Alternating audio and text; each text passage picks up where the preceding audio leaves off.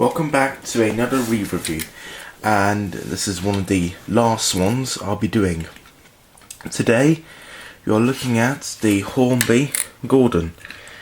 As you can see, there's his tender. Now, just like Thomas and James, if I go into every detail that every event that happened to Gordon during the TV series, I'll go on forever because he has appeared in every season. All I could say is that he's the number 4 blue engine. He's the biggest engine in the steam team, and he's based off an Gresley A1/A3 Pacific. Sort of like a hybrid mix between the two, I do believe.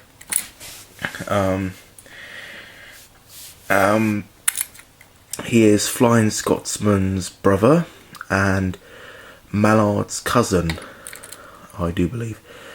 Well, in the Railway series, it was confirmed that he is Flying Scotsman's brother, which is quite special. And he obviously pulls the Express, and that's why he's very famous for. And he's a bit of a stuck up, of course, because he only likes pulling the Express, and he thinks he's very important. He thinks it's a very important engine. It is, of course, but sometimes he likes to boast about it, and it can get him into trouble.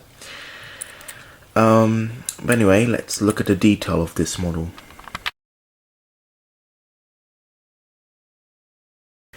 Well, what can I say? Just look at him.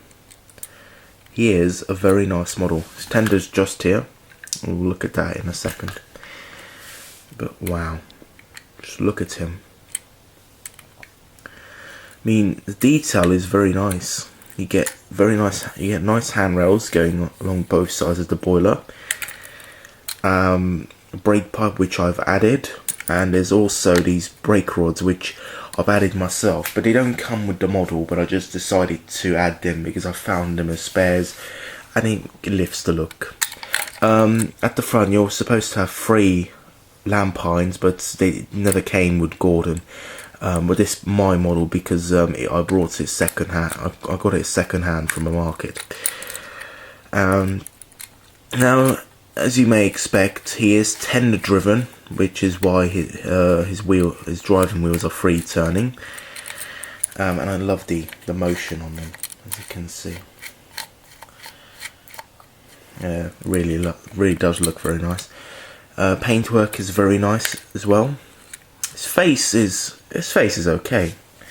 Sort of like, I am important sort of face, which really suits Gordon. Oval buffers, which are not sprung, but they are accurate to Gordon, because of course he has oval buffers in the TV series. In the Railway series, he has like square buffers, which the real A1, A3 Pacifics did not have. But it's okay. The trains don't have to be totally accurate to their real life counterparts. Lovely red stripes and rivets as well, as you can see. Very nice safety valves above the firebox and the cab. Well, it's a very nice cab. You get the firebox and the gauges and all the pipe work. Yeah, it's all really nice. And the rear bogie is free turning. Oh, and it has flanges on it. Unlike the Hornby A1, A3s, and the A4s, they all have fixed Kartatsu wheel sets, and they're flangeless.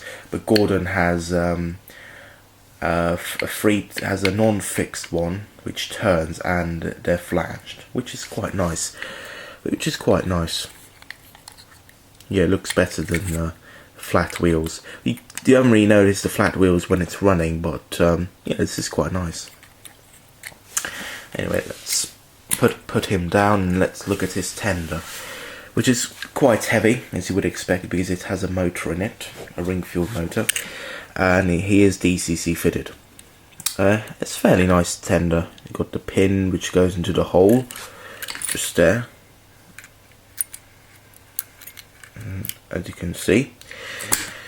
Handbrake, and that's where the coal comes out. Very nice coal, and the water filler cap, and the paintwork's very nice, and the number 4 is very nice as well. Oval buffers, the coupling is a large one, and it's not an M, but it's not really designed for serious modelers. Gordon is, more for kids, because after all he is from a children's TV show. There's just one big criticism on the tender. The chassis, it's quite poor. It's sturdy. It's nice, but the fact that it's blue is just a bit strange. Makes it look a bit awkward, because it's supposed to be black, but no, they left it blue, which is a little bit annoying, but I suppose you can repaint it. I'm not going to repaint mine because I'm afraid I might mess it up, but I'm just not really happy about that. But I'll just leave it that way. I'll just have to get used to it. As you can see, the middle wheel's not powered, but the 2 outer wheels are powered, which is the typical formation for the Ringfield motor. So let's have a look. Let's have a look at him together. Yep, there we go. Very nice. Now let's put him on the track and see how he runs.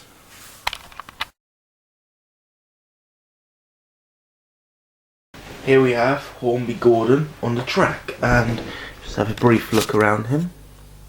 As you can see, he is very nice. Yep. And now he is a bit of an old model. He's not the latest offering from Hornby. Well, not one which was made in 2012, but he's from about 2003 or something like that. So his performance may not be excellent, but let's see how he runs.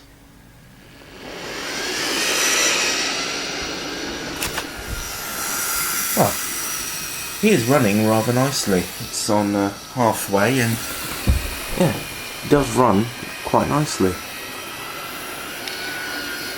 Wow. He is making noise, but then again, the Ringfield motors are not the most modern motors, of course, and they're not used that often anymore, because they're not really up to current standards, due to the fact that they're 3-pole motors rather than 5-pole motors. But he is running very nicely. And he's a very nice model, apart from the blue tender axle boxes. But apart from that, he's very nice. Let's get a few line sight shots of him.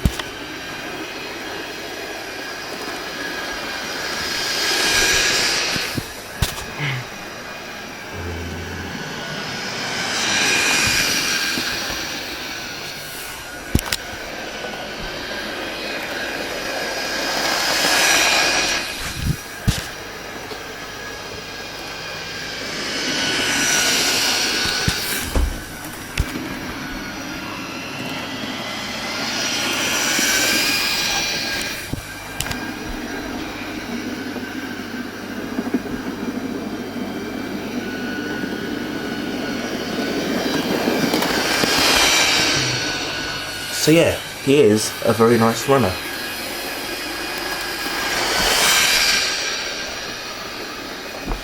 And what else is there to say? Really?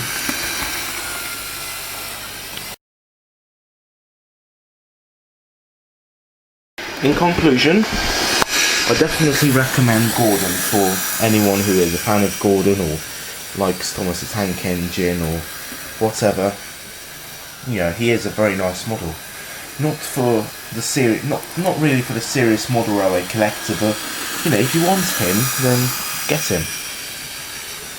He's a very nice model. Apart from the blue tender axle boxes, he is rather nice. So thanks for watching, and see you in the next re-review.